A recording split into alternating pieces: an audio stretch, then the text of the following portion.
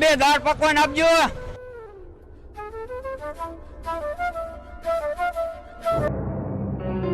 ભાઈ પાકીટ તો ઘરે ભૂલી ગયો હો.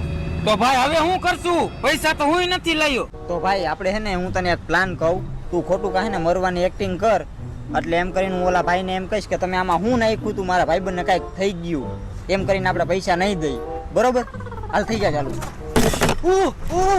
શું થયું ભાઈ?